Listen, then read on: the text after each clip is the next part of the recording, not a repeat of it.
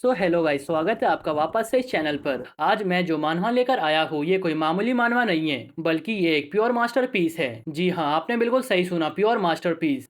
सीधी भाषा में समझाऊँ तो ये मानवा बहुत सारे तगड़े तगड़े मानवा से मिलकर बना है, जैसे कि true education, to not die, study group, Hanlim gym और भी बहुत सारे तगड़े तगड़े मानवा। तो बिना किसी देरी की शुरुआत करते हैं। कहानी की शुरुआत में हम कुछ बुलिस को देखते हैं जो एक लड़के के ऊपर टॉयलेट करते हुए कहते हैं, बाहर हल्का होने का मजा ही कुछ अलग है, और खास तौर पर किसी और के ऊपर। तभी वो लूजर कहता है, तुम सब यहाँ से बच के नहीं जा पाओगे। ये सुनकर वो पुलिस कहते हैं, अबे तू घर से भाग कर आया है, तू एक नंबर का लूजर है, ना ही कोई तेरे आगे है और ना ही कोई पीछे, आखिर तू हमारा क्या ही बिगाड़ लेगा। इतने में ही वहाँ पर एक बंदा आ जाता है और उसके पीछे बहुत सारे बाइकर्स होते हैं। ये बंदा आते ही बुली को पंच मार के पूछता है, तेरी हिम्मत कैसे हुई मेरे फैमिली मेंबर को टच करने की। जिस पे बुली कहता है, अच्छा तो तूने घर से भागे हुए भगोड़ों का ग्रुप ज्वाइन कर लिया। ये सुनकर एक बाइकर कहता है, इसने सिर्फ भगोड़ों का ग्रुप ज्वाइन नहीं किया, बल्कि गानबुक के सबसे स्ट्रॉन्गेस्ट फैमिली को ज्वाइन किया है। इसने लिम दागुन को ज्वाइन कर लिया है और हमें पता चलता है इस ग्रुप का लीडर वही बंदा है जिसका नाम है लिम दागुन। वो अभी 17 साल का है। दागुन सभी गुंडों को खत्म कर देता है और वहाँ से उस लूजर को उठा कर ले जाने लगता है। तब वो कहता है, मुझे माफ कर दो, ये बंदे पहले मुझे बुली करते थे, मगर पता नहीं अचानक से मेरे सामने कैसे आ गए। जिस पे दागुन कहता है, जब तक तुम ठीक हो मुझे कोई भी दिक्कत नहीं है, जाओ जाकर अपने आप को साफ कर लो। तभी वही बाइकर जिसका नाम हिसू है वो कहता है, तुम सबने अच्छा काम किया है, अब यहाँ से जाओ। वैसे दागुन, आज तो बारबेक्यू पार्टी होना चाहिए। तब दागुन कहता है, तुम यहाँ से जाओ, मुझे कुछ काम है। मुझे वापस से वही दिन याद आ गए। ये सुनकर हिसू वहाँ से जाते हुए कहता है, ठीक है, मगर तुम लेट मत होना, भले ही तुम लीडर हो। इधर दागुन आगे बढ़ते हुए कहता है, ये बिल्डिंग उस दिन की तरह लग रही है, उस दिन की तरह ही तेज बारिश हो रही है। मुझे उस दिन घर और स्कूल दोनों से बाहर कर दिया गया था, क्योंकि मैंने एक बुली को कार के सामने फेंक दिया था। मैंने उस दिन सोचा आज मैं नहीं सहूंगा और उन पुलिस का भरता बना दूंगा। उसी दिन मैं सबसे पहले अपने सेवियर से मिला जिसने मेरी जान बचाई। उस दिन मैंने उससे भीख मांगा ताकि वो मुझे स्ट्रांग बना दे, लेकिन देखा जाए तो उस दिन मुझे डर नहीं लग रहा था। बहुत से लोग अपने रीजन की वजह से गली में रहने पे मजबूर हो जाते हैं, फिर वो सभी साथ में मिलकर एक फैमिली की तरह रहने लगते हैं। कोई तो क्राइम की वजह से, ह्यूमिलिएशन, टॉर्चर के कारण से इस गली में आ जाता है, और बहुत ही कम लोग होते हैं जो अपने फैमिली के साथ खुश रह पाते हैं। मैं भी एक फैमिली के साथ खुशी से रहना चाहता हूँ, मैं भी उन्हीं लोगों की तरह बनना चाहता हूँ। लगता है बारिश रुक गई, अब मुझे यहाँ से जाना चाहिए। तभी उसे लगता है कोई उसे देख रहा है, इसीलिए वो उसे बाहर निकलने को बोलता है। तब वो बच्चा कहता है, माफ करना, मैं तुम्हारे ऊपर नजर नहीं रख रहा था, बल्कि मैं तो ऊपर सो रहा था, तभी मैंने तुम लोगों को फाइट करते हुए देखा। अगर मैंने सही से सुना है तो तुम्हारा नाम दागुन लिम है। फिर वो खुशी से भागते हुए उसकी तरफ आने लगता है। तब दागुन उसे दूर करता है, जिस पे वो बच्चा कहता है, तुम तो फेमस हो। दागुन लिम, जिसे स्कूल से एक्सपेल कर दिया गया था, उसके बाद तुम एक रनअवे फैमिली के साथ रहने लगे। रनअवे फैमिली का लीडर तुम्हारे भाई की तरह हुआ करता था। वो एक गैंग के साथ फाइट में पड़ गया और उसे में अपनी जान से हाथ धो बैठा, और उस दिन से तुम एक अलग ही इंसान बन गए और अब तुम रनअवे फैमिली के लीडर हो। साथ ही साथ ऐसा कहा जाता है कि तुमने रीइंकार्नेशन लिया है ताकि तुम उसकी मौत का बदला ले सको। जो भी बंदे गली में रहते हैं सबको ये बात पता है। तुम्हें क्या लगा मैं तुम्हारा दुश्मन हूँ? चिंता मत करो, मैं हैंगवॉन्ग ग्रुप से नहीं हूँ और ना ही मैं कोई खतरनाक इंसान हूँ। देखा जाए तो मैं तुम्हारा बहुत बड़ा फैन हूँ और मैं बहुत ही कूल हूँ। रुको, मुझे तुम्हारा ऑटोग्राफ चाहिए, क्या यहाँ पर कोई पेन है? रुको, तुम कहाँ जा रहे हो? जिस पे लिम कहता है, मुझे नहीं पता किसने मुझे फेमस किया है, मगर मैं बता दूं, मैं कोई महान इंसान नहीं हूँ और मेरे पास तुमसे गप्पे लड़ाने का टाइम नहीं है, क्योंकि मुझे अपना बदला लेना है। अगर तुम्हें मेरी बात समझ आ रही है तो तुम जाकर शेल्टर ज्वाइन कर लो, तुम बहुत बड़ी प्रॉब्लम में फंस सकते हो अगर तुम्हें बैड गाइस ने पकड़ लिया तो। ये सुनकर वो बच्चा कहता है, ठीक है, फिर तुम मुझे अपने साथ ले चलो। जिस पे दागुन कहता है, मैं तुम्हें नहीं ले जा सकता हूँ। जिस पे वो कहता है, प्लीज ले चलो, मैं तुम्हारे ऊपर बर्डन नहीं बनूंगा और एक कोने में पड़ा रहूंगा। वैसे भी मैं 15 दिन में मरने वाला हूँ। अब सीन शिफ्ट होता है और हम देखते हैं दागुन एक जगह पर बैठा हुआ को सोच रहा था। तभी वहाँ पर उसका साथी बेक आ जाता है और उससे पूछता है, तुम यहाँ पर बैठे बैठे क्या सोच रहे हो? तब वो कहता है, मैं बस सोच रहा हूँ क्या मैंने उस बच्चे को यहाँ पे लाकर सही किया या फिर नहीं। उसके अंदर मुझे अपनी झलक दिख रही थी, मैं भी पहले उसकी तरह कमजोर हुआ करता था। ये सुनकर बेक शॉक्ड होते हुए पूछता है, क्या तुम एक बच्चे को यहाँ पर लेकर आए हो? अब हम देखते हैं वो बच्चे को देखते हुए पूछता है, क्या तुम सच बोल रहे थे? मुझे लगा था मजाक कर रहे हो, वैसे तुम इसे कब लेकर आए हो? तब दागुन अपने साथी डोंग से कहता है, मैंने तुम्हें कहा था ना, इसे सभी मेंबर से इंट्रोड्यूस करवा करवा दो। डोंग इस ग्रुप का सबसे छोटा मेंबर है और अभी सिर्फ 14 साल का है। तब वो कहता है मैं इसे इंट्रोड्यूस करवाने ही वाला था, मगर मुझे ये कहीं पे नहीं मिला। तभी अचानक से उस बच्चे के नाक से नोजी निकलने लगता है, जिस पे डोंग उससे पूछता है क्या तुम्हें ठंड लग गई है। इतने में दागुन को याद आता है ये कंस्ट्रक्शन साइट पे सो रहा था और वो टूटा हुआ भी था। इसका मतलब ये बारिश में भीगा होगा और काफी ज्यादा पतला है। इसके बाद वो उसे एक जैकेट दे देता है, लेकिन उसे वो जैकेट काफी बड़ा आता है। फिर बेक पूछता है तुम कितने साल के हो। तब वो कहता है मैं तो 17 साल का हूँ। ये सुनकर सब बहुत ही शॉक्ड होते हैं। वो कहीं से भी 17 साल का नहीं दिख रहा था। तब बेक कहता है मुझे तो लगा था ये 12 या 13 साल का होगा। फिर दागुन उसका नाम पूछता है। तब वो बच्चा न्यूज़पेपर का हेडलाइन पढ़ते हुए अपना नाम वॉन बताता है। उसके बाद वो सभी खाना खाने के लिए दूसरे रूम में चले जाते हैं, जहाँ ही सुवॉन को भर भर के खिलाता है। इधर बेक परेशान होते हुए पूछता है उसने ऐसा क्यों बोला कि वो मरने वाला है, जिस पे दागुन कहता है मैंने ये बात पूछा था मगर इसने नहीं बताया, कहीं ये हीवोंग से तो नहीं है। अभी तो हमें इसके ऊपर नजर रखना पड़ेगा। तभी बेक पूछता है तुम सोच क्या रहे हो, जिस पे वो कहता है मान लो हमने इसे बाहर फेंक दिया और ये ठंड से मर जाए तो मुझे बहुत ज्यादा रिग्रेट होगा। तब बेक कहता है तुम तो बहुत ही सॉफ्ट और इमोशनल हो। उसके बाद से ही वॉन उसके साथ रहने लगता है, मगर कुछ कंडीशन थी। पहला कि उसे अकेला ही सोना पड़ेगा, जब वो सो रहा होगा तब उसका गेट बाहर से बंद रहेगा। तीसरा उसे टाइम टाइम पे चेक किया जाएगा कि उसके पास कोई वेपन तो नहीं है। वैसे भी एक बच्चे के पास वेपन तो होना नहीं चाहिए, मगर काफी अजीब बात यह है कि वो इन सब के बाद भी बहुत ही स्माइल करता है। फिर हम देखते हैं वॉन अपने जैकेट पर दागुन का साइन मांगता है और उसे हार मानकर साइन करना ही पड़ता है। अब हम उन सभी को स्विमिंग पूल में देखते हैं, जहां ही सू भागते हुए आता है और पूल में कूद जाता है। ये देखकर सभी उसे डांटने लगते हैं। अब हम देखते हैं जहां बेक कहता है लगता है वो 15 दिन बाद सुसाइड करने ही वाला है। फिर हिसू बोलता है कहीं उसका मर्डर तो नहीं होने वाला है, हमें उसे प्रोटेक्ट करना ही पड़ेगा, भले ही कुछ भी रीजन क्यों ना हो वो हमें नहीं बताने वाला है, इसीलिए हमें उसका माइंड चेंज करना ही पड़ेगा। तभी एक साथी आकर बताता है ये हमें वॉन के रूम में मिला है। हम देखते हैं कि उसके रूम से चाकू मिला था। तब वो सब कहते हैं ये किचन का तो नाइफ नहीं लगता है, जिस पे उसका साथी कहता है आज मैंने वॉन को बेसमेंट में जाते हुए देखा था, ये सिर्फ मेरा जंक्शन है मगर शायद वो वहीं से लाया हो। तब दागुन कहता है हम रूल के अकॉर्डिंग चलेंगे, जिसके ऊपर हम ट्रस्ट नहीं करते उसके साथ हम नहीं रह सकते हैं। अगले ही पल वो वॉन को कपड़े देकर वहाँ से निकल जाने को बोलता है। तब वो कहता है मुझे माफ कर देना, मैंने रूल को तोड़ दिया, अब मुझे यहाँ से जाना चाहिए। वैसे सभी चीजों के लिए थैंक यू, आपके कारण से मेरा ठंड सही हो गया और मुझे पता लग गया आखिर फैमिली क्या होता है। उसके बाद वो कहीं गायब हो जाता है। अगले दिन जब डोंग सामान लेकर आता है तब वो देखता है सभी फोन देख रहे हैं और वो भी देखने लगता है। उसके बाद वो भागते हुए जल्दी से दागुन के पास जाता है और उससे कहता है एक बच्चा पी होटल के सामने ऑस्ट्रीम के चेयरमैन मिस्टर सॉन्ग को चाकू से धमका रहा है और इस बच्चे को ध्यान से देखो, ये कोई और नहीं बल्कि वॉन है। ये देखकर वो काफी ज्यादा शॉक्ड हो जाता है। ये वॉर उन दो लोगों के बीच में होने वाला है जो कि एक दूसरे से बहुत ही अलग है, उनकी दुनिया ही अलग है। एक इंसान जो कि समझता है क्या गलत हो रहा है और एक जैसे सिर बदले की पड़ी है। यहाँ पर देखना यह है जीतेगा कौन। अब सीन शिफ्ट होता है और हम स्टडी ग्रुप के मेन लीड यून गामिन को देखते हैं, जो कि स्टडी हॉल में बैठकर अपने मॉक के मार्क्स देख रहा था। आसपास बैठे हुए स्टूडेंट उसके शोर को सुनते हुए कहते हैं शी बोल रहा है, इसका मतलब है कि इसके आंसर सही है, और हाँ का मतलब है आंसर गलत है। इसके मॉक में एवरेज 3 क्वेश्चन ही सही जाते हैं। ये हमेशा पढ़ता तो रहता है मगर इसका ग्रोथ नहीं दिख रहा है। पास में बैठी लड़की कहती है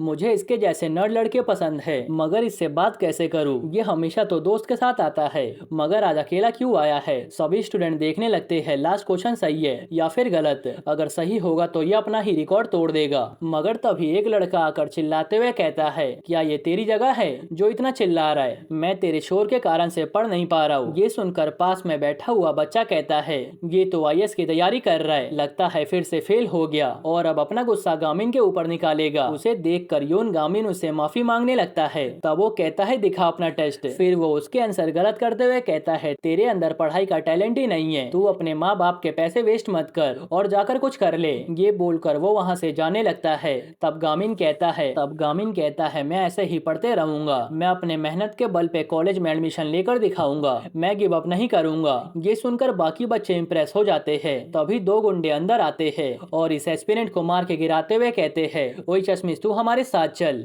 यून गामिन बाहर आ जाता है। तब वो गुंडे उसके ऊपर हमला कर देते हैं, मगर गामिन उन्हें उल्टा मार के गिरा देता है और हमें पता लगता है गामिन ने अपना एडमिशन सबसे बेकार स्कूल में लिया था और इसका सिर्फ एक ही गोल था, किसी की नजरों में आए बिना सिर्फ पढ़ाई पर ध्यान देना। लेकिन वो कैसे न कैसे पुलिस के बीच में फंस जाता था। उसके बाद वो अपने दोस्त के साथ फाइट करते हुए अपने स्कूल का लीडर बन गया। ऐसे गुंडे हफ्ते में उसे 1 या 2 बार परेशान जरूर करते थे, इसीलिए अब उसे आदत सी हो गई थी। उसके पास अपने टीचर और दोस्तों का सपोर्ट है। तभी उसके डैड का कॉल आता है और वो उनसे मिलने चला जाता है। अब सीन शिफ्ट होता है और हम देखते हैं यून उसी होटल में पहुंच जाता है जहां उसकी टक्कर वॉन से हो जाती है। वो उसे सॉरी बोल के अंदर चला जाता है जहां ऑस्ट्रीम का सीईओ भाषण दे रहा था। पास खड़े बॉडीगार्ड कहते हैं, ये गेस्ट जो है एक टाइम का खाना खा रही है, वो हमारे 1 महीने की सैलरी है। और हम देखते हैं पास में बैठा बच्चा जो कि नर्वस हो रहा था, वो फ्यूचर का होने वाला डॉक्टर है।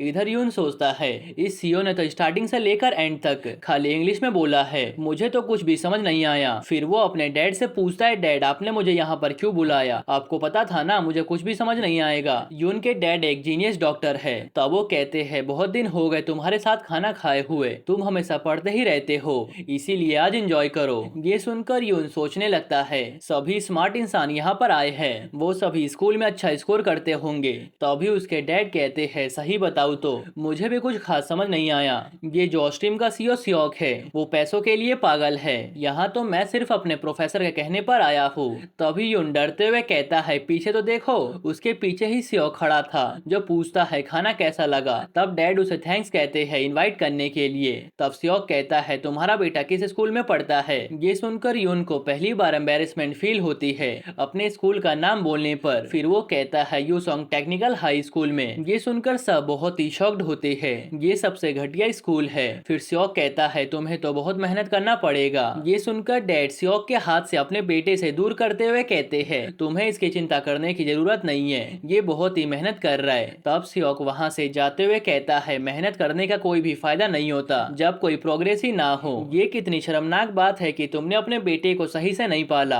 ये सुनकर यून अपने डैड से माफी मांगता है। तब वो कहते हैं, मुझे इसी कारण से कोरिया पसंद नहीं है, तुम्हें सॉरी बोलने की जरूरत नहीं है, तुम जो करना चाहते हो वो तुम कर सकते हो, हम तुम्हें सपोर्ट करेंगे। दूसरी तरफ सियोक जा रहा था गुस्से में और हमें पता लगता है उसने सब कुछ सुन लिया था। तभी वहाँ पर हाथों में चाकू लेकर वॉन आ जाता है। इधर यून अपने डैड से पहले वहाँ से निकल जाता है और उसे सियोक पर काफी गुस्सा आ रहा था। बाहर वॉन ने सियोक के गर्दन पे चाकू रखा हुआ था और उसके बॉडीगार्ड चारों तरफ से उसे घेरे हुए थे। तब वॉन पूछता है, अगर तू बता दिया मैं कौन हूँ तो मैं तुझे जाने दूंगा, नहीं तो तेरी यहाँ से लाश वापस जाएगी। उसे देखकर यून सोचता है, ये तो आज सुबह वाला बच्चा है, इसके हाथों में ग्रिप को देखकर ऐसा लग रहा है ये सही में उसे मार देगा। क्या मुझे बीच में पड़ना चाहिए, मगर इसने हमारी इंसल्ट की थी। उसके बाद वो बीच में कूद पड़ता है और वॉन की आंखों पे कपड़ा डाल के उस सियोक को साइड कर देता है और उसे नीचे गिराकर पूछता है, ओए बच्चे तुम ऐसा क्यों कर रहे हो। तभी ऊपर से चाकू नीचे यून के ऊपर गिरने लगता है। यून उस चाकू को डॉज कर लेता है, मगर वॉन चाकू को उठाकर यून के हाथों पे चला देता है और मौका मिलते ही वहाँ से भागना शुरू कर देता है, जिसका पीछा बॉडीगार्ड करने लगते हैं। तभी यून के डैड उसके पास आ जाते हैं और उसे देखते हुए कहते हैं, तुम्हारे वजह से तुम्हारे डैड के जीने का टाइम 100 दिन कम हो गया। ये सुनकर यून बहुत ही शॉक्ड होता है। तब वो कहते हैं, चलो सबसे पहले तुम्हारा फर्स्ट एड करते हैं। और देखते ही देखते वहाँ पर पुलिस भी आ जाती है और ये सभी चीजें एक यूट्यूबर लाइव रिकॉर्ड कर रहा था। वो बंदा यहाँ पर घूमने आया था, मगर उसे अच्छे खासे व्यूज मिल गए। यही वीडियो दूसरी तरफ दागुन भी देख रहा था। तब डोंग कहता है, मैं वॉन के साथ रहा हूँ, मैं वादे के साथ कह सकता हूँ कि उसकी कोई मजबूरी होगी, नहीं तो वो ऐसा बिल्कुल भी नहीं करता। ये सुन के दागुन वहाँ से जाते हुए कहता है, क्या तुम भूल गए, उसने रूल को तोड़ा है। फिर वो गुस्से में वहाँ से चला जाता है। दूसरी तरफ यून का फर्स्ट एड हो रहा था, जहाँ नर्स कहती है, काफी गहरा कट लगा हुआ है, वैसे आपका बेटा आप ही पे गया है, आप भी हेलीकॉप्टर से कूद गए थे एक पेशेंट को बचाने के लिए, आपने अपने बच्चे को काफी अच्छा बिहेवियर दिया है। ये सुन के डैड मनी मन सोचते हैं, यून को तो खुश होना चाहिए, वो इतना दुखी क्यों हो रहा है। इतने में ही वहाँ पर सियोक का बड़ा बेटा हुआंग आ जाता है और डैड को और यून को थैंक्स बोलने लगता है उसके डैड की जान बचाने के लिए। उसके बाद वो पूछता है, मैं आपके लिए क्या कर सकता हूँ, क्या मैं आपको फ्री में अपने कंपनी का प्रोडक्ट दूं या फिर आपके बेटे का बैग उठाओ स्कूल जाते हुए। ये सुन के डैड कहते कहते हैं ऐसा करने की जरूरत नहीं है, जिस पे यून पूछता है उस लड़के का क्या हुआ। तब होंग कहता है वो अभी पकड़ा नहीं गया है, जिस पे यून पूछता है क्या आपको पता है उसने ऐसा क्यों किया। ये सुनकर होंग ऐसा फेस बनाता है जैसे वो कुछ जानता है, फिर कहता है मुझे नहीं पता उसका क्या मकसद था। उसके बाद वो वहाँ से चला जाता है और बाहर अपने बॉडीगार्ड पे गुस्सा करते हुए कहता है मुझे फर्क नहीं पड़ता तुम सब क्या करो, मगर उस लड़के को मेरे पास लेकर आओ। फिर वो मनी मन सोचता है उसे तो अंधेरे में रहना चाहिए था, फिर वो बाहर क्यों आया, उसके बाद वो वहाँ से चला जाता है और बाहर अपने बॉडीगार्ड पे गुस्सा करते हुए कहता है मुझे फर्क नहीं पड़ता तुम सब क्या करो, मगर उस लड़के को मेरे पास लेकर आओ। फिर वो मनी मन सोचता है उसे तो अंधेरे में रहना चाहिए था, फिर वो बाहर क्यों आया, मैं उसे खत्म करके ही मानूंगा। इधर यून जाने लगता है, तब डैड पूछते हैं तुम उदास क्यों हो, जिसपे वो कहता है मेरा पेट खराब है। तभी वो देखता है नर्स उसके डैड का ऑटोग्राफ मांग रही है।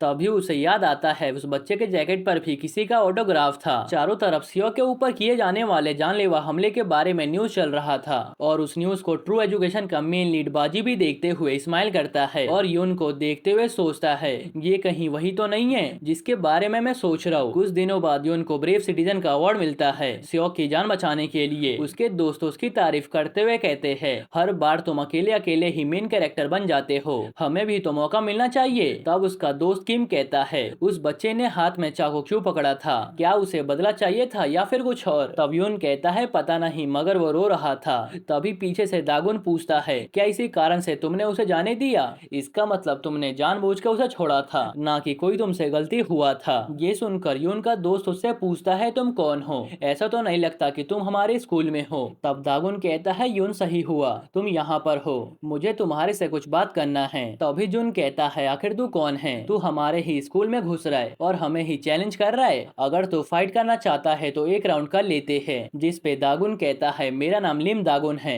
और मैं सियोल से हूँ। ये सुनकर यून को याद आता है यही नाम उस बच्चे के जैकेट पे लिखा हुआ था। फिर वो कहता है जुन ये हमसे फाइट नहीं करने आया है, इसीलिए मुझे इसे बात करने दो, चलो रूफ टॉप पे चलते हैं। उसके जाने के बाद उसके दोस्त सोचने लगते हैं आखिर ये है कौन, क्या ये उस बच्चे को जानता है, दिखने से तो काफी स्ट्रॉन्ग लगता है। दूसरी तरफ यून सोचता है क्या सही में ये लिम दागुन है। इधर सियोक अपने गर्दन पर आए हुए खरोच का ट्रीटमेंट करवा रहा था। तभी उसका मैनेजर आकर बोलता है वो बच्चा अभी तक नहीं पकड़ा गया है, वो कैमरे में कैप्चर ही नहीं हो रहा है, वो उसके पीछे छुपा हुआ है। तब सियोक की बड़ी बेटी उससे पूछती है क्या तुम्हारे से एक बच्चा भी पकड़ा नहीं जा रहा है। तब उसके डैड चिल्लाते हुए कहते हैं क्या तुम फिर से पार्टी करने जा रही हो, आखिर तुम कब तक ऐसा करती रहोगी, तुम्हारा भाई तुमसे छोटा होकर भी सारे काम संभाल रहा है। तभी वहाँ पर होंग भी आ जाता है। तब सिहा उसे धक्का देते हुए सियोक के पास करती है और कहती है आप दोनों बड़ों की तरह बातें करो, मैं यहाँ से चलती हूँ। उसके जाने के बाद सियोक गुस्से में कहता है ये मेरी बड़ी बेटी नहीं हो सकती,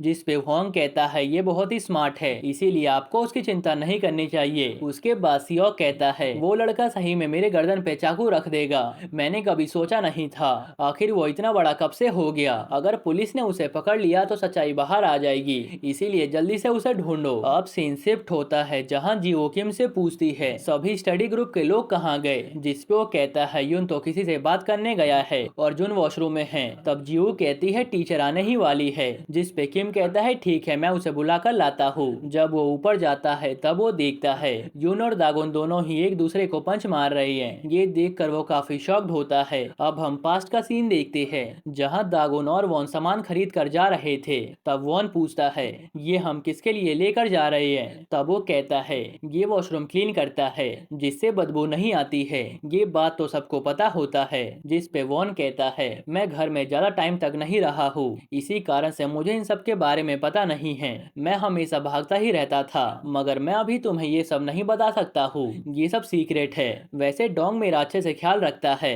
ये सुनकर दागुन शॉक्ड होते हुए पूछता है क्या हीसू तुम्हारा ख्याल रखता है। तब वो हाँ में जवाब देता है। तब दागुन कहता है अभी हमारे पास टाइम है, इसीलिए वो सब तुम्हारी केयर कर रही है, फाइट शुरू होते ही सबके सब बिजी हो जाएंगे।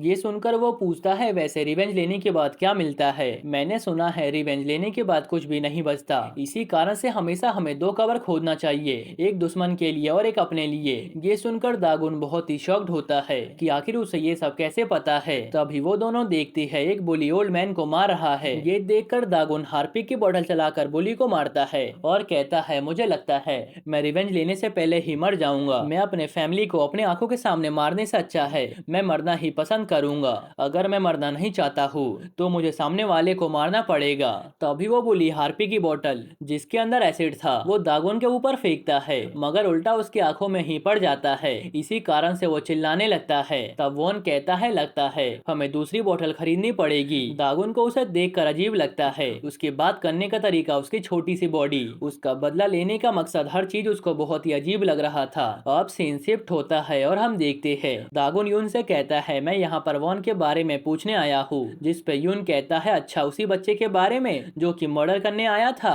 सही बताओ तो मुझे नहीं पता था। उस दिन वो भाग गया और सभी लोग उसे ढूंढ रहे थे। जिस पे दागुन पूछता है, वो किस तरफ भागा? ये सुनकर यून उससे पूछता है, आखिर तुम क्यों जानना चाहते हो? अभी पुलिस उसे ढूंढ रही है। तुम्हारा उस क्रिमिनल के साथ क्या रिलेशन है? कहीं ऐसा तो नहीं है कि तुम उस क्रिमिनल की हेल्प करने के बारे में सोच रहे हो? ये सुनकर दागुन कहता है, तुमने भी तो इसकी हेल्प की थी। ये सुनकर यून मनी मन सोचता है, ये तो सही कह रहा है, मैंने उसे जानबूझकर जाने दिया था। फिर वो कहता है, वो गलती से मेरे हाथ से छूट गया था। तब दागुन कहता है, उस दिन मैंने तुम्हारा रिफ्लेक्स देखा था, वो शानदार था और इसमें तुम्हारा मूवमेंट बहुत ही अजीब है। कोई भी देख कर समझ जाएगा तुमने उस दिन जानबूझकर उसे जाने दिया था। ये सुनकर यून कहता है, मैंने कहा ना ये सब सच नहीं है। अगर तुम्हारे पास और कुछ पूछने के लिए नहीं है तो मैं यहाँ से चलता हूँ। ये सुनकर दागुन पूछता है, तुम इतना चिंता क्यों कर रहे हो? तुम्हें तो पहले ही ब्रेव सिटीजन का अवार्ड मिल चुका है। अगर मैं कहूँ तुमने एक क्रिमिनल को जाने दिया कि तुम्हारे डैड का नाम खराब हो जाएगा। मैंने देखा आर्टिकल में लिखा हुआ था तुम्हारे फादर एक मेडिकल जीनियस है, फादर जान बचाता है और उसका बेटा किसी की जान लेना चाहता है। ये सुनकर यून कहता है, ये तुम क्या बकवास कर रहे हो? तुम्हारा दोस्त उस दिन एक सीईओ को हर्ट करने ही वाला था। ये सुनकर दागुन कहता है, वॉन अपना वापस से रिवेंज लेना चाहता है। क्या हो अगर तुम्हारे कारण से उसका सपना वापस से टूट गया हो? उसका रिवेंज लेने का लाइफ टाइम गोल था, उसे उसके अलावा कुछ और नहीं दिखाई देता था। वो बच्चा अभी भटक रहा होगा। अगर तुम्हारे पास हल्का सा भी क्लू है तो मुझे बता दो। ये सुनकर वॉन कहता है, मजाक करना बंद करो। क्या तुम कहना चाहते हो रिवेंज लेने के लिए किसी की जान लेना सही है? वेल मेरा कोई प्लान नहीं है एक क्रिमिनल का साथ देने का। ऐसा लगता है तुम उस क्रिमिनल का साथ दे रहे हो। ये सुनकर दागुन गुस्से में कहता है, तुम्हें कैसे पता होगा? तुम्हारे पेरेंट्स अच्छे हैं, तुम एक नॉर्मल बच्चे के जैसे बड़े हुए हो। मुझे लगा था तुमने वॉन की हेल्प किया था, इसीलिए मेरी भी हेल्प कर दोगे। तब वो कहता है, मैंने उसे जानबूझकर जाने नहीं दिया था। जिस पे दागुन कहता है, जाओ और ये बात अपने फादर को बता कर आओ। ये सुनकर यून गुस्से में कहता है, मेरे डैड को बीच में मत लाओ, मैं अभी प्यार से बात कर रहा हूँ, इसीलिए चले जाओ यहाँ से। वैसे भी मुझे स्टडी करना है। ये सुनकर वो गुस्से में कहता है, तुझे कुछ भी नहीं पता। उसके साथ ही वो दोनों एक दूसरे को पंच मार देते हैं। ये देखकर किम डरते हुए उन्हें रोकने जाता है, लेकिन उसे समझ नहीं आता आखिर वो उन्हें रोके कैसे। तभी अचानक से वो दोनों रुक जाते हैं और किम यून को चश्मा देते हुए कहता है, क्लास का टाइम होने वाला है। तब दागुन भी वहाँ से जाते हुए कहता है, मुझे वॉन को ढूंढना पड़ेगा, इससे पहले वो लोग उसे ढूंढ कर मार दे। फिर वो बाहर आता है, जहाँ ही सु कॉल करके पूछता है, क्या तेरी कोई गर्लफ्रेंड है? जिसपे वो कहता है, नहीं, क्यों, क्या हुआ? तब वो कहता है, एक लड़की आई है तुझसे मिलने के लिए जो कि बहुत ही सुंदर है। मैं तो एक पल के लिए तेरे से जेलस हो रहा था। ये लड़की कोई और नहीं बल्कि सिया है। अब सीन शिफ्ट होता है और हम पुलिस को देखते हैं जो कि सीसीटीवी चेक करते हुए कहते हैं, फाइनली ये कैमरे में दिख गया, लेकिन हम उसे नहीं ढूंढ सकते। ना ही ये किसी होटल में जा रहा है और ना ही किसी के घर पे। आखिर ये खाना पानी और नींद के बिना कैसे चल रहा है? आखिर ये बेसिक चीजें कैसे पूरी करता है? ये कोई आम बच्चा नहीं है। एक आम बच्चा किसी के गर्दन पे चाकू क्यों ही रखेगा? लगता है ये यहाँ के सड़कों को अच्छे से जानता है। अगर ये किसी गली में सो रहा है तो इसे अकेले डर लगना चाहिए, मगर इसके मूवमेंट से ऐसा कुछ भी नहीं लग रहा है। या फिर ये हो सकता है ये किसी बिल्ली की तरह इस गली को सालों से जानता हो। आखिर ये किस टाइप का लाइफ जी रहा है? दूसरी तरफ होंग मैनेजर से पूछता है, क्या पुलिस को कुछ भी पता चला? तब वो कहता है, नहीं लगता, उन्हें ढूंढने में दिक्कत आ रही है। जिसपे वो कहता है, आखिर पुलिस होती भी तो यूजलेस है। वैसे हम भी उसे 3 दिन में नहीं ढूंढ पाए, लगता है वो अच्छे से छुप कर रह रहा है। तब मैनेजर उससे पूछता है, क्या मैं आपसे कुछ पूछ सकता हूँ? आपका उसके साथ क्या रिलेशन है? ये सुनकर वो कुछ भी नहीं बोलता।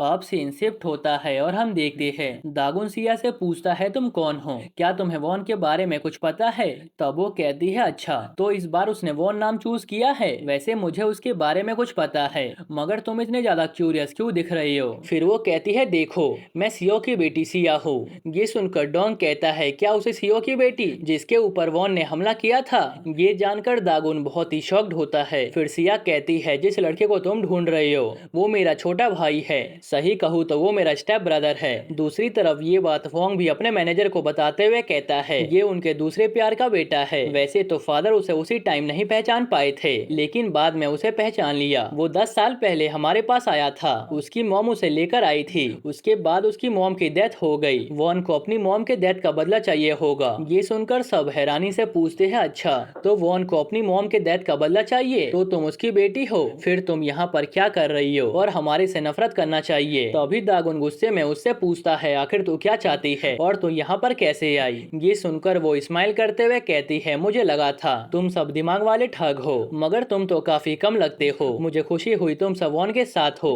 क्या तुम सब वॉन को पिक करने चलोगे?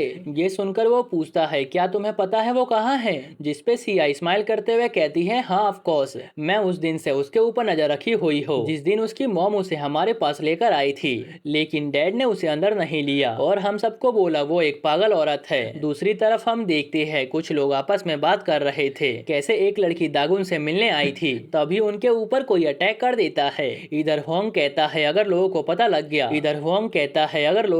लग गया वो फादर का बेटा है तो उसे भी शेयर मिल जाएगा और मैं ऐसा कभी नहीं होने दूंगा। मैं अपना फ्यूचर बर्बाद होते हुए नहीं देख सकता हूँ, मैं उसका नामो निशान मिटा दूंगा। सिया को पता है वो लड़का कहाँ पर है, मुझे हाल ही में पता लगा है, वो बहुत टाइम से उसके ऊपर नजर रखे हुए है। उसे पता है मैं उसे ढूंढ रहा हूँ, इसी कारण से वो जल्दी से उस लड़के को सामने लाने का प्लान बना रही होगी, क्योंकि वो फादर से नफरत करती है। लेकिन मैं उसे बता के रहूंगा उसे किसकी साइड लेनी चाहिए। फिर वो गंदी तरह हंसते हुए कहता है, मैं सिया को कैप्चर करने वाला हूँ। दूसरी तरफ दागुन के साथी उसके पास भागते हुए आते हैं और उससे कहते हैं, कुछ गुंडे यहाँ पर आए हैं जो कि सिया को ढूंढ रही है। ये सुनकर सिया डरते हुए कहती है, ये सब होंग ने किया है, क्या यहाँ पर कोई बैक डोर है? मुझे भागना पड़ेगा। तब वो कहता है, तुम यहीं पे रुको, हम उन्हें देख लेंगे। तब वो चिल्लाते हुए कहती है, वो कोई आम इंसान नहीं है, आखिर तुम बच्चे उनका क्या ही बिगाड़ लोगे। इधर वो गुंडे सिया की फोटो बहुत ही गंदी तरीके से देखते हुए कहते हैं, अच्छा तो मुझे सिर्फ इसे जिंदा रखना है, मैं तो काफी लकी हूँ। तभी उसके गुंडे उसके पास उड़कर आने लगते हैं। तभी उसके सामने बेक और हिसू आ जाते हैं उसे खत्म करने के लिए। दूसरी तरफ दागुन सिया से कहता है, हम भी कोई आम बच्चे नहीं है। इधर मैनेजर हुआंग से पूछता है, क्या आपने सिया के पीछे प्रोफेशनल गुंडे को भेजा है ताकि वो उसे किडनैप कर सके? जिसपे वो कहता है, हाँ, क्योंकि वो ऐसे अपना मुंह नहीं खोलेगी, लेकिन जब बात उसके जान पे आएगी तब वो जरूर उस बच्चे का लोकेशन बता देगी। दूसरी तरफ हिसू जो कि गैंग में तीसरे नंबर पे आता है, वो उन गुंडों को मारना शुरू कर देता है और बेक जो कि दूसरे नंबर पे आता है, वो सभी को चाकू से मारना शुरू कर देता है। इतने में ही एक गुंडा जो कि टकला है, वो बेक का गला पकड़ के उसे दूर फेंक देता है। इसने अभी तक 17 मर्डर किया है, वो सभी के ऊपर भारी पड़ने लगता है। दूसरी तरफ चेयरमैन सियोक की पास की बातें याद करते हुए सोचता है, उस दिन मैंने उससे बोला था मुझे ये बच्चा नहीं चाहिए, मगर फिर भी उसने बच्चे को पालने का सोचा। अगर मैंने उस दिन उसे खत्म कर दिया होता तो आज ये सब नहीं होता। इधर डोंग टकले के ऊपर सिर मारता है, मगर इसका कोई भी फायदा नहीं होता। तो अभी वहाँ पर दागुन आ जाता है। ये देख के डोंग कहता है, मैं इतना ही कर सकता था। जिसपे वो कहता है, तुमने बहुत अच्छा किया। टकले की नजर जैसे ही सिया पे पड़ती है, वो वैसे ही उसे पकड़ने के लिए बढ़ता है, मगर दागुन उसे एक ही पंच में खत्म करते हुए कहता है, मुझे माफ करना, मेरे पास ज्यादा टाइम नहीं है। यहाँ पर हमें पता लगता है दागुन गैंग में नंबर 1 पे आता है। इसकी स्पेशलिटी है सरवाइव करना, ये कैसे भी मौसम में कैसे भी जगह पर सरवाइव कर सकता है। तभी टकला वापस से खड़ा हो जाता है। ये देखकर सिया हैरानी से पूछती है, इसने इतने बड़े आदमी को एक पंच से कैसे रोक लिया? क्या इसने मार्शल आर्ट सीखा है? तब हिसू कहता है, नहीं, इसने सिर्फ एक ही चीज सीखा है और वो है सरवाइव करना। उसके बाद दागुन उसे लात पे लात मारना शुरू कर देता है। दूसरी तरफ हम देखते हैं वॉन के पास एक बंदा पहुंच गया था और अभी हमें पता नहीं लगता आखिर वो बंदा कौन है। इधर दागुन उस टकले को मारे जा रहा था, सभी हैरान थे, आखिर दागुन एक मॉन्स्टर के ऊपर भारी कैसे पड़ रहा है। इतने में ही टकला उसे पंच मार के दूर कर देता है। उसके बाद वो उसे मारते जाता है और जैसे ही पैरों से कुचलने वाला था, सिया कहती है, क्या तुम सब उसकी हेल्प नहीं करने वाले हो? तब वो कहते हैं, नहीं, तुम देखते जाओ हमारे लीडर की पावर। कुछ देर मार खाने के बाद दागुन पूछता है तुम ये सब क्यों कर रहे हो? तब टकला बोलता है पैसों के लिए। ये सुनकर दागुन उसे मारना शुरू कर देता है और मार मार के उसका बुरा हाल कर देता है। तब हिसू कहता है हमारे लीडर सिर्फ स्ट्रेंथ पे नहीं चलते बल्कि उनके लिए डिग्निटी इंपॉर्टेंट है। और इसी के साथ दागुन जीत जाता है और सिया उस टकले को देखने लगती है।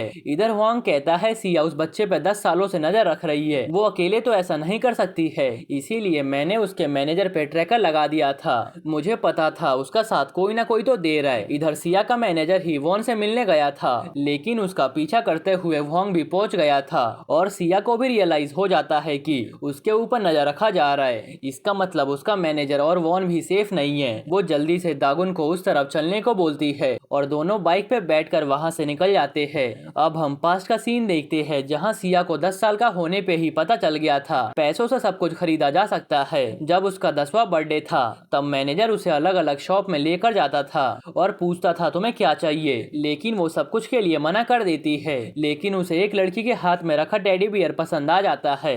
ये देखकर मैनेजर खुश हो जाता है कि सिया को कुछ तो पसंद आ गया, लेकिन बाद में उसे पता लगता है ये प्रोडक्ट अब बनना ही बंद हो गया, इसी कारण से ये मार्केट में अवेलेबल ही नहीं है। ये सुनकर वो दुखी हो जाती है और जब ये बात उसके डैड मतलब सियो को पता लगता है तब वो कहते हैं वो मैनेजर पागल हो गया है, ऐसा कुछ भी नहीं है जो कि खरीदा नहीं जा सकता है। ये सुनकर सिया कहती है अब वो प्रोडक्ट नहीं बनता, इसका मतलब उसे खरीदा नहीं जा सकता है। जिस पे सियो कहता है सिया देखो तुम्हारे पास एक स्पेशल पावर है। ये सुनकर वो अपना हाथ देखते हुए पूछती है क्या मैं फायर मैजिक का यूज कर सकती हूँ? तब वो कहते हैं नहीं, तुम्हारे पास पैसों का पावर है, अगर तुम्हारे पास पैसे है तो तुम कुछ भी खरीद सकती हो और कुछ भी पहन सकती हो, यहाँ तक कि तुम दूसरों का फ्यूचर भी डिसाइड कर सकती हो। तुम लकी हो कि तुम मेरी बेटी बनकर पैदा हुई हो। तुम्हारे अकाउंट में जितने पैसे हैं उतना एक इंसान लाइफ टाइम में नहीं कमा सकता है, इसीलिए अब से मत कहना कि ये चीज तुम्हें नहीं मिल सकता है।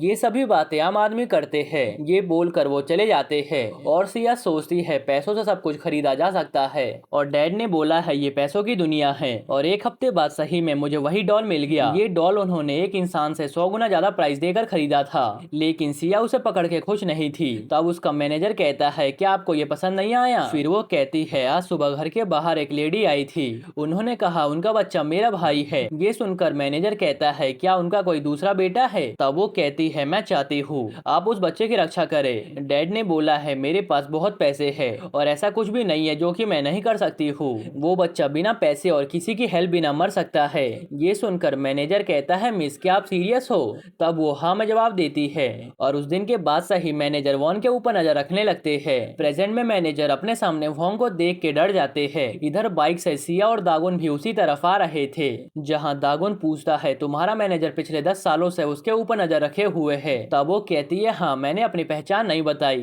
ताकि डैड को मेरे ऊपर शक ना हो। मैंने एक टीम बनाया और ऐसे वॉन को सामान दिया कि उसे लगे वो लकी था, इसीलिए उसे वो सामान मिल गया। आज मैंने मैनेजर अंकल को बोला था वॉन को ढूंढने के लिए शायद वॉन्ग पीछे आ जाए और लगता है वो उसके पास पहुंच गया है। वो मेरा कॉल हमेशा उठाते हैं लेकिन आज नहीं उठा रहे। फिर वो अपने साथियों को भी इस बारे में बताता है और वहां से निकल जाता है। दूसरी तरफ वॉन्ग कहता है आप तो फादर के लॉयल सर्वेंट हो, फिर भी आपने उन्हें धोखा दिया है। आखिर सिया आपको कितना पैसा देती है? मुझे इस बच्चे को मारना है क्योंकि इसने डैड को मारने का ट्राई किया है। ये सुनकर मैनेजर कहते हैं ये तुम इनहेरिटेंस के कारण से कर रहे हो ना? तब वॉन्ग कहता है मैं आपको एक चांस देता हूँ, आप इस बच्चे को पकड़ के मेरे पास ले आओ। जितना सिया आपको पैसा देती है मैं उसका 100 गुना दे दूंगा। मैं आपको एक अच्छा सा घर दे सकता हूँ किसी और कंट्री में। तभी वॉन्ग का बॉडीगार्ड चाकू लेकर रेडी हो जाता है मगर वॉन्ग उसे रोकता है। फिर वो मैनेजर को 5 तक गिनते हुए मौका देता है, लेकिन मैनेजर अपना मन बना चुके थे।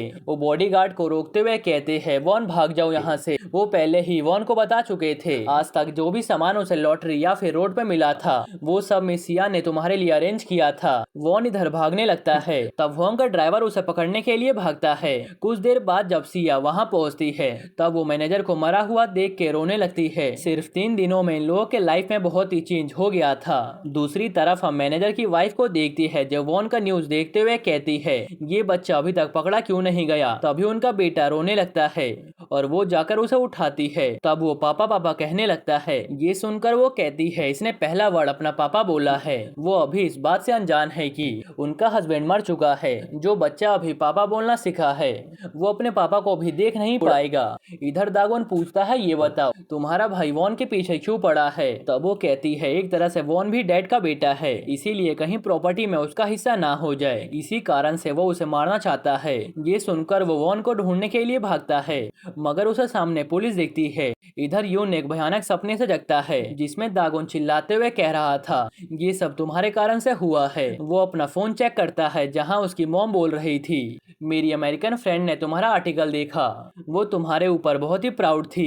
तब वो सोचता है ऐसा काम करने पर मॉम हमेशा मुझे डांटती थी लेकिन इस बार नहीं डांटा। मेरे मॉम डैड का डाइवोर्स हो चुका है और मॉम अभी अमेरिकन ट्रिप पे गई है और मैं अभी मॉम के साथ ही रहता हूँ। उन दोनों का डाइवोर्स मेरे कारण से हुआ है। मेरे डैड एक अच्छे फैमिली से आते हैं और एक जीनियस डॉक्टर है लेकिन मैं तो एक बेवकूफ हूँ। मेरे जो दादा है मेरे पापा को फेलियर बोलते हैं मगर मेरे पेरेंट्स को कोई भी फर्क नहीं पड़ता और लास्ट में उन्हें डाइवोर्स लेना पड़ा ताकि मैं अच्छी लाइफ जी सकूं। अगर मैं ऐसा बेटा होता जिसके अंदर कमी नहीं होती तब वो दोनों साथ में ही होते, लेकिन डैड कभी भी शर्मिंदा नहीं हुए। ये सिर्फ एक झूठ है। अब हम देखते हैं वो स्कूल जाते हुए सोचता है जो बच्चा भागा था उसे अभी तक वो लोग पकड़ नहीं पाए। अगर उसे सही में रिवेंज चाहिए तो उसने अभी तक हार नहीं माना होगा। तभी उसका दोस्त जून कहता है तुम हमेशा ऐसा ही रिएक्ट क्यों करते हो जैसे कि तुम डर गए हो, क्या तुमने कुछ गलत किया है। वैसे वो लड़का कौन था जो अचानक से तुमसे आकर फाइट करने लगा। जिस पे गामिन यून कहता है डरने की कोई भी बात नहीं है, जब तक कुछ सीरियस नहीं होता तब तक मैं ठीक हूँ। फिर वो सब क्लास की तरफ जाने लगते हैं जहाँ मैनेजर की वाइफ फ्यूनरल ड्रेस पहन के खड़ी थी। यून को देखते ही वो उसके पास भागते हुए आती है और रोते हुए कहती है अगर तुमने उस दिन बच्चे को नहीं जाने दिया होता तो आज ये सब नहीं हुआ होता, ये सब तुम्हारे कारण से हुआ है। ये सुनकर यून बहुत ही शॉक्ड होता है और अपने आप को कोसते हुए सोचता है ये सब मेरे कारण से ही हुआ है, आखिर मैंने उस दिन उसे क्यों जाने दिया था। फिर वो लेडी कहती है तुम्हें रिस्पॉन्सिबिलिटी लेनी पड़ेगी, ये सब तुम्हारे कारण से ही हुआ है। तभी जीवू कहती है इसमें यून की क्या गलती है, हमें अफसोस है कि आपके पति की डेथ हो गई मगर इसमें यून बीच में कैसे आ गया, आप तो बड़ी हो, आप ऐसे कैसे एक बच्चे पे प्रेशर डाल सकती हो। ये सुनकर वो रोते हुए कहती है तो मैं क्या करूँ, मैंने कभी भी ऐसा नहीं सोचा था ऐसा कुछ हो जाएगा, ऐसा तो सिर्फ मूवीज में होता है ना। ये बोलकर वो रोना शुरू कर देती है। उनकी ये हालत देखकर सभी को बुरा लगने लगता है। इधर हम हिसू को देखते हैं जो टीवी को ही उखाड़ रहा था क्योंकि उसमें बता रहे थे मैनेजर के डेथ के पीछे भी उसी बच्चे का हाथ है। फिर वो गुस्से में कहता है ये सब तो वॉन्ग की गलती है ना। तब उसके साथी कहते हैं लेकिन अभी ये कंफर्म नहीं है। तभी सिया आते हुए कहती है ये कंफर्म हो चुका है, उसने ही हमारा पीछा किया था। तब वो सब पूछते हैं तुम्हें कैसे पता चला, जिस पे वो कहती है मैंने उसके ड्राइवर का फोन चोरी कर लिया था जिसमें मुझे उसका लोकेशन मिला। वो सभी उसी जगह पर गए थे जहां मैनेजर का डेथ हुआ है। और हाँ अगर तुम सब चाहते हो तुम्हारा फोन सेफ रहे तो कभी भी जेड साइन को पासवर्ड के रूप में यूज मत करना। फिर वो सब कहते हैं लेकिन अभी कंफर्म नहीं है आखिर मैनेजर को किसने मारा है, क्या वो बॉडीगार्ड है या होंग या फिर कोई और जिसके बारे में हमें पता नहीं है। इस दुनिया में इंसान को समझना सबसे बड़ा मुश्किल काम होता है। उसके बाद डोंग कहता है अगर उन सबको कंफर्म है कि वॉन ने ही वो खून किया है फिर वो सभी अपनी जान लगा देंगे उस बच्चे को ढूंढने में। जिस पे बेक कहता है क्या पता उन लोगों ने उसे मार के किसी नाली में फेंक दिया हो। ये सुनकर सभी उसके ऊपर गुस्सा करने लगते हैं। ये सुनकर सिया कहती है वॉन अभी जिंदा है क्योंकि आज सुबह बाप और बेटे के फेस पे 12 बजे हुए थे, मैंने उन्हें अपनी पूरी लाइफ देखा है। मुझे पता है अगर वॉन मर गया होता तो वो खुशी के माहौल में होते मगर नहीं थे। इसका मतलब वॉन उनके हाथ में नहीं आया। अगर पुलिस ने उसे ढूंढने के लिए फोर्स बढ़ा दिया तो वॉन्ग भी अपना फोर्स बढ़ा देगा ताकि वो पुलिस से पहले उसे ढूंढ सके। इसका मतलब हमें उसे जल्दी ढूंढना पड़ेगा मगर उसे कैसे ढूंढे। तब वो कहती है एक रास्ता है। वो अपने बर्थडे पर अपने मॉम के कब्र में जाता है। उसका बर्थडे 2 दिन बाद आने वाला है, तुम सब उसे यहाँ ले आओगे ना। अब सीन शिफ्ट होता है और हम देखते हैं यून अपने दोस्तों के साथ घर जा रहा था जहाँ पर वो सब कहते हैं तुम तो काफी फ्रस्ट्रेट हो गए हो इस लेडी के कारण से, मगर तुम्हें उस बारे में ज्यादा नहीं सोचना चाहिए, तुम्हारी गलती बिल्कुल भी नहीं है। ये सुनकर वो कोई भी जवाब नहीं देता। तब वो पूछते हैं फिर कराओके चले, मगर वो मना कर देता है। इतने में ही वहाँ पर उनका एक दोस्त आ जाता है और कहता है तुम सब अकेले अकेले ही जा रहे हो। तभी वो कहने ही वाला था हमारा ब्रेव सिटीजन कहाँ पर है, मगर उसके दोस्त उसका मुंह बंद करवा देते हैं। तभी यूनवॉन को भागते हुए दिखता है। उसे देखते ही वो उसका पीछा करना शुरू कर देता है। वो भाग कर जाता है और उसे पकड़ लेता है, लेकिन उसे पता लगता है उस बच्चे ने विग पहन रखा था। तभी उसके पास उसके दोस्त भागते हुए आ जाते हैं और पूछते हैं क्या हुआ। तब वो उन सभी को बात बताता है। तभी वहाँ पर एक और बुली का टीम आ जाता है, जिसे देखकर वो गुस्से में कहता है यहाँ से हट जाओ, मैं बिजी हूँ। लेकिन वो सब नहीं हटते हैं। उसके दोस्त बहुत ही शॉक्ड होते हैं। ये पहली बार है जब ये इतने गुस्से में था। तभी अचानक से बुली को कुछ होता है और वो कहता है मैं तो अभी उसका फेस पकड़ रहा था, मुझे अचानक से दर्द क्यों हो रहा है, ये फर्श पे खून फैला हुआ क्यों है, इनका फेस ऐसा क्यों बना है, और ये चश्मिश के चश्मे में मेरा इमेज है, क्या मेरी ये हालत इसने किया है। यून उस बुली को मारते जाता है जहाँ पर हमें पता लगता है इंटेलिजेंट होने के लिए माइंड और बॉडी दोनों को ही स्ट्रॉन्ग करना पड़ता है। इसीलिए उसने अपने अंकल से जूडो और बाकी मार्शल आर्ट सीखे थे। वो पढ़ाई में अच्छा नहीं है, लेकिन मार्शल आर्ट्स के फील्ड में आगे बढ़ सकता है। प्रेजेंट में वो बुली को लात मार देता है। ये उसके अंकल का सिखाया हुआ फॉरबिडन किक है। इधर हमें पता लगता है बुली बहुत ही ज्यादा खतरनाक है और वो अकेले ही हजारों स्टूडेंट को मार के गिरा देता है। प्रेजेंट में वो यून को मारने के लिए आगे बढ़ता है, लेकिन यून उसे थप्पड़ मार मार के नॉकआउट कर देता है। तब चॉय कहता है जल्दी से एम्बुलेंस को बुला लो, नहीं तो ये मारा जाएगा। उसके बाद वो सभी कराओके जाते हैं, जहाँ जून और चॉय ऐसा गाना गा रहे थे कैसे बहुत टाइम बाद मिल रहे हैं। किम यून से पूछता है क्या तुम्हें गाना गाना है, तुम्हारे फेस से लगता है तुम उस बच्चे को पकड़ना चाहते हो, सही कहा ना, वैसे इसमें तुम्हारी गलती नहीं थी, तुम उसे कैसे पकड़ोगे। तब वो कहता है पता नहीं। फिर किम कहता है पुलिस उसे पकड़ लेगी, जिसपे वो कहता है क्या हो अगर वो ना पकड़े। तब किम कहता है लेकिन बुरे बंदों को पकड़ने का काम उनका है, जिसपे यून कहता है उस दिन मेरे हाथ पे कट उस लड़के ने नहीं दिया था, बल्कि जब मैंने डैड को देखा तब मैं नर्वस हो गया, इसी कारण से कट लग गया। अगर वो लड़का चाहता तो उस दिन मुझे खत्म कर सकता था, उसके हाथ में चाकू था, मगर उसने मुझे नहीं मारा। आखिर उसने मुझे क्यों नहीं मारा, कहीं ऐसा तो नहीं है उस बच्चे ने आज तक किसी को नहीं मारा है। अगर वो मुझे मिल जाए तो मैं उसे चेंज कर सकता हूँ, मैं उसे बदला लेने से रोक दूंगा। अगर उस लड़के ने किसी को नहीं मारा है तो मैं उसे दागुन जैसे इंसान के साथ नहीं रहने दे सकता हूँ, नहीं तो वो सही में किसी को मार बैठेगा, इसीलिए मुझे उसे पहले ढूंढना पड़ेगा। ये बोलकर वो बाहर चला जाता है। तभी वही यूट्यूबर अंदर आते हुए कहता है चश्मिश कहाँ गया, मुझे उसे मिलना है। ये सुनकर जोन उसे मारने ही वाला था। तब वो कहता है चश्मिश उस खूनी को ढूंढना चाहता है और मेरे पास एक तरीका है जिससे हम उसे ढूंढ सकते हैं। दूसरी तरफ यून के सामने बहुत सारे गुंडे आ जाते हैं। ये कोई और नहीं बल्कि उसी गुंडे के दोस्त थे जिसे कुछ देर पहले यून ने ठिकाने लगाया था। उन्हें जैसे ही पता लगा उसके सभी साथी को स्कूल के बच्चे ने मार दिया, तब वो रिवेंज लेने के लिए भागते हुए यहाँ पर आ गए, मगर वो यून को देखकर कहता है ये चश्मिश लूजर तो नहीं हो सकता। उसके बाद वो आगे बढ़ जाता है। इधर यून मनी मन सोचता है क्या यहाँ पर कोई पार्टी कर रहा है जो इतने लोग आए हैं। अब सीन शिफ्ट होता है और हम उसी यूट्यूबर को देखते हैं, जिससे जून पूछता है किसी को नहीं पता वो बच्चा कहाँ पर है, फिर तुझे कैसे पता लगा। जिसपे वो कहता है मैंने एक वीडियो डाला था जिसके अकॉर्डिंग जो भी उसका पता लगाएगा मैं उसे पैसे दूंगा। एक बंदे ने उसका लोकेशन बताया है। ये सुनकर जून गुस्से में पूछता है अच्छा तो तू वही है जो बच्चों को विग पहनाकर इधर उधर भेज रहा है। जिसपे वो कहता है मैं तो ये वीडियो का हाइप बढ़ाने के लिए कर रहा हूँ। तभी वहाँ पर वही गुंडे आ जाते हैं जो चॉय को चश्मा लगाए हुए देखकर सोचते हैं ये वही बंदा है। फिर सामने वो उस यूट्यूबर को गंदी हालत में पड़े हुए दिखता है। वो चॉय से हाथ मिलाने के लिए आगे बढ़ता है, लेकिन चॉय उसे उठाकर पटक देता है। तभी उसे अपना फोन दिखाई देता है जो कि नीचे पड़ा हुआ है और उसमें एक लड़की के साथ वॉलपेपर लगा हुआ है। ये देखकर चॉय गुस्से में कहता है तेरी हिम्मत कैसे हुई मेरे फोन को गिराने की। ये बोलकर वो उसके साथी को मारने लगता है।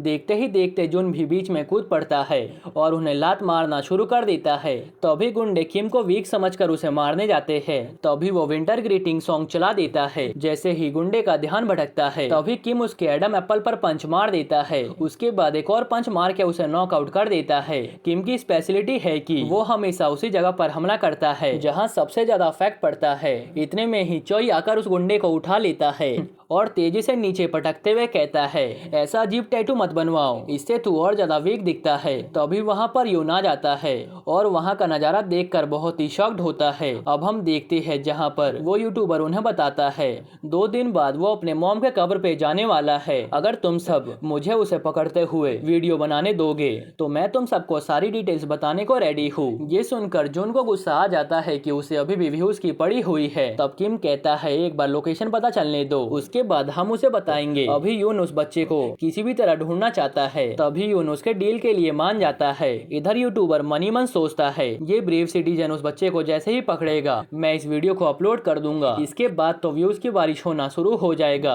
उसके बाद मैं अमीर बन जाऊंगा। अब हम वो दिन देखते हैं जिस दिन वॉन का बर्थडे है और इसी दिन वो अपनी मॉम के कब्र पे जाने वाला है। यून की टीम वहाँ पर बहुत पहले पहुँच जाती है और अभी वो जगह ओपन होने में 10 मिनट बचा हुआ था। उन सभी को शक होने लगता है क्या वो अभी आएगा या फिर नहीं। यून दूर खड़े हुए दागोन और उसके टीम को आते हुए देखता है और कहता है वो यहाँ पर जरूर आएगा। अब सीन शिफ्ट होता है बाजी की तरफ, जो कि हानलिम लिम को कॉल करके बोलता है मैं तुम्हारा कार लेकर जा रहा हूँ। तब वो कहता है इसे चोरी कहते हैं, जिस पे बाजी कहते हैं मैं तुम्हें सिर्फ बताना भूल गया। बाजी अभी हानलिम जिम के ऑनर से बात कर रहे हैं। हम देखते हैं मैप के लोकेशन का जगह वही जगह था जहाँ पर वॉन की मॉम का कब्र है, यानी कि बाजी भी वहीं जा रही है। दूसरी तरफ यून और दागोन आमने सामने खड़े थे। ये देखकर सिया पूछती है ये लड़का कौन है। तब हीसू गुस्से में कहता है ये वही है जिसने वॉन को बदला लेने से रोका था। इधर चॉय पूछता है क्या तुम इन सबको जानते हो। तब जून कहता है ये तो वही लड़का है जो अचानक से यून से फाइट करने लगा था। तभी दागुन कहता है हेलो यून, तुमसे फिर से मुलाकात हो गई। मैंने सुना है यहाँ पर अच्छा सूप मिलता है इसीलिए मैं यहाँ पर आया हूँ। तब यून कहता है मैं यहाँ वॉलंटियर करने आया हूँ। फिर दागुन अपने साथी को आकर बोलता है ये झूठ बोल रहा है, शायद ये वॉन को पकड़ने के लिए यहाँ पर आया है। मैं इससे पहले भी फाइट कर चुका हूँ, इसका स्ट्रेंथ कमाल का है, मैंने इसके स्ट्रेंथ जैसा किसी को भी नहीं देखा।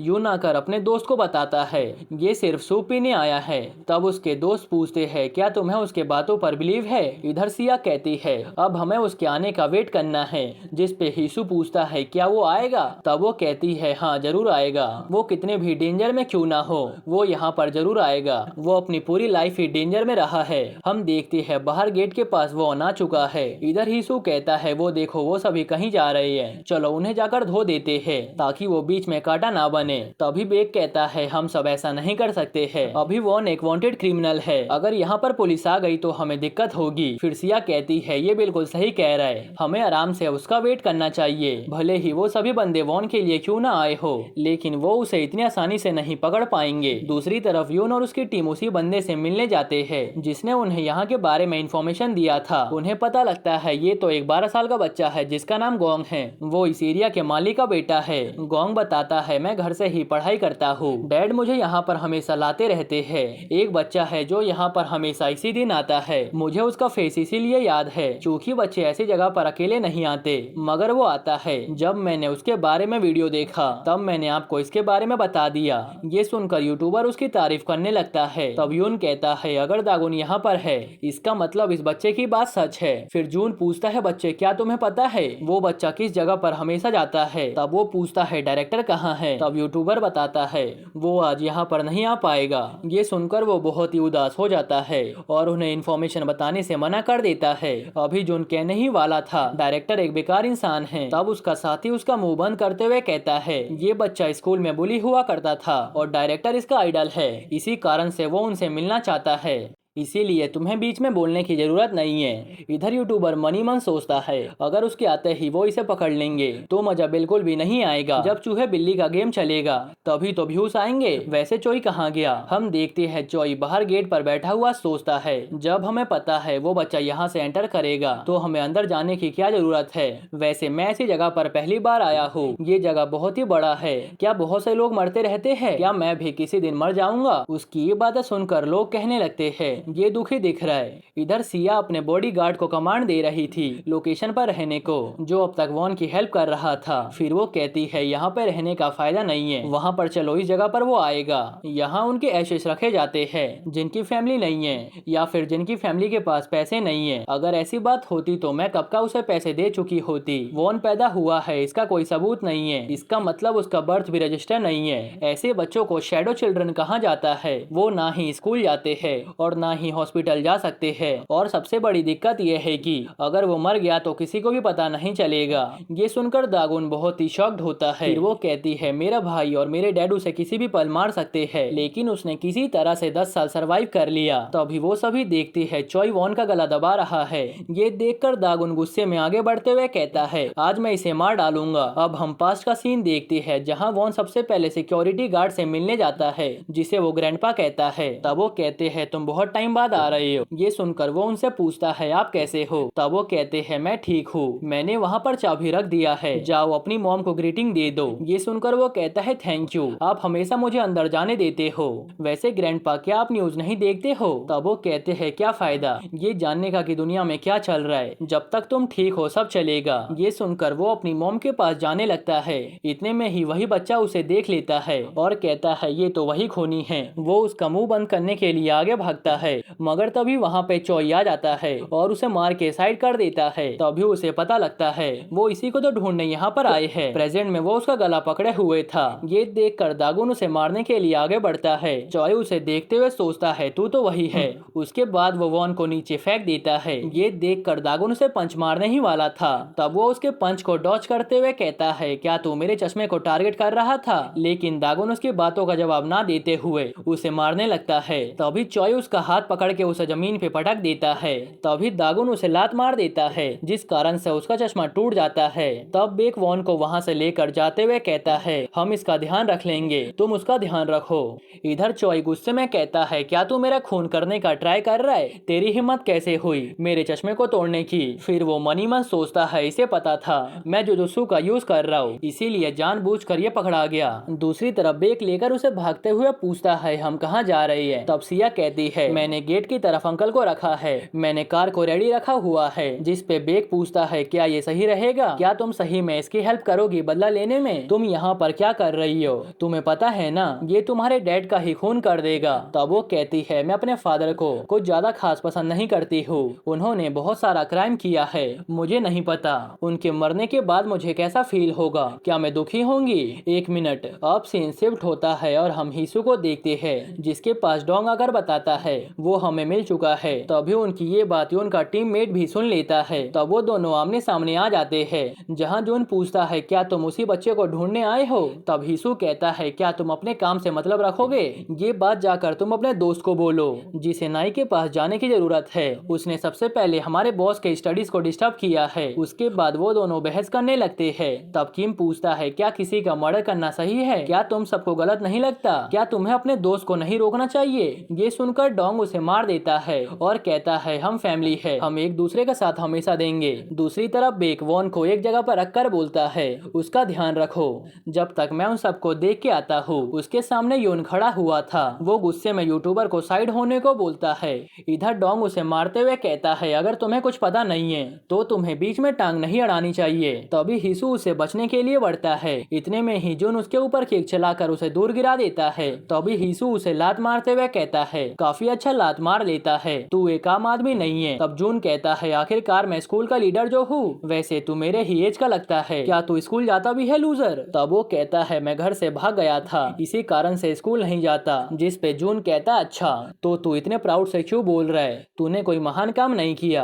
ये सुनकर हिसू कहता है तुम ऐसे बात करके मुझे निराश मत करो। ये बोलकर वो उसके ऊपर अटैक कर देता है। ये देखकर जून हैरानी से सोचता है ये इतना ऊंचा कैसे उछल लेता है, मुझे जल्दी से पीछे हटना पड़ेगा। लेकिन उससे पहले ही हिसू उसे पंच मार देता है जिस कारण से उसके मुंह से खून निकलने लगता है। तभी किम जून के पास आकर पूछता है क्या तुम ठीक हो, जिस पे वो कहता है कुछ तो अजीब है इस बंदे में, आखिर ये इतना लंबा छलांग कैसे लगा सकता है, क्या ये पॉसिबल भी है। फिर हिसू कहता है तू एक हाई स्कूल का स्टूडेंट है, इसमें प्राउड होने वाली क्या बात है, आखिर है तो एक लूजर ही ना जो कि फाइट करता रहता है, तुझे लगा कि तू मुझे हरा सकता है, क्या तूने कभी बैटल लड़ा है जिसमें हार का मतलब मौत होता है, आखिर तू कब तक यहाँ पर खड़ा रह पाएगा। ये सुनकर जॉन स्माइल करने लगता है। दूसरी तरफ हम पास्ट का सीन देखते हैं जहाँ यूट्यूबर काफी बोर हो चुका था आस पास नजर रख के। फिर वो मनी मन सोचता है इस चश्मे को मनाना पड़ेगा, ये पिछले 1 घंटे घंटे से ऐसे ही खड़ा है बिना कोई रेस्ट लिए।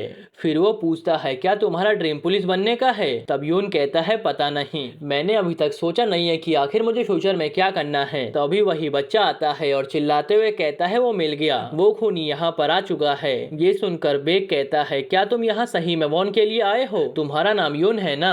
मैंने आर्टिकल में देखा था। सिया उसे देखते हुए सोचती है क्या ये वही बच्चा है जिसने डैड को उस दिन बचाया था? इधर बेक कहता है क्या तुम्हें पता भी है? लेकिन यून उसकी बातें सुने बिना ही उसके ऊपर अटैक करने लगता है। बेक उसके अटैक को डॉज करते हुए दागुन की बातों को याद करता है और वापस से उसके ऊपर फोकस करने लगता है, मगर तभी यून उसके ऊपर पंच पे पंच मारने लगता है, जिसे खाने के बाद बेक को एहसास होता है इसके पंच काफी हैवी है, मुझे जल्दी से इसके पंच को डॉज करना पड़ेगा। लेकिन तभी यून उसे मार के दूर कर देता है, जिस पे बेक सोचता है ये मुझे डॉज करने नहीं दे रहा है बल्कि पुश करके दूर कर दिया। ये उन सभी गैंगस्टर से अलग है जिनसे मैंने आज तक फाइट किया है। इसके पास प्योर स्ट्रेंथ है, लेकिन एक हाई स्कूल स्टूडेंट के पास ये सब कैसे हो सकता है?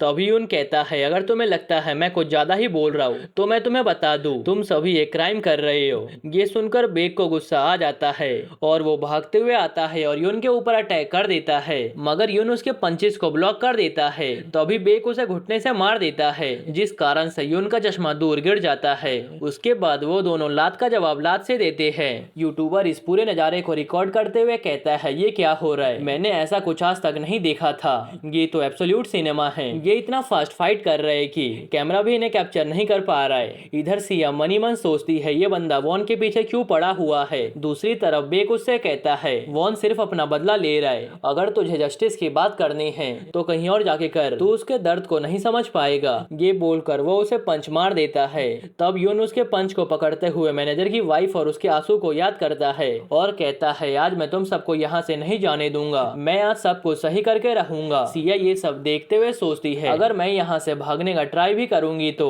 यून के दोस्त पकड़ लेंगे, मुझे अंकल को कॉल कर देना चाहिए। वो बच्चा डोंग यूट्यूबर से कहता है अभी ये दोनों फाइट में बिजी है, जब तक तुम जाकर उस बच्चे को पकड़ लो। तब वो कहता है नहीं मैं ऐसा नहीं करने वाला हूँ, मैं एक महान डॉक्यूमेंट्री बना रहा हूँ जिसका पहला रूल है बीच में इंटरफेयर ना करने का। ये सुनकर वो पूछता है ये क्या होता है? तब वो कहता है मान लो कैमरामैन के सामने ही किसी की मौत हो जाए तो कैमरामैन को वो दर्द अपने लाइफ टाइम तक याद रखना पड़ता है। फिर वो मनी मन सोचता है आखिर मुझे बीच में क्यों पड़ना है, मुझे तो सब कुछ ऐसे ही रिकॉर्ड करना है। दूसरी तरफ यून बेक के ऊपर भारी पड़ने लगता है।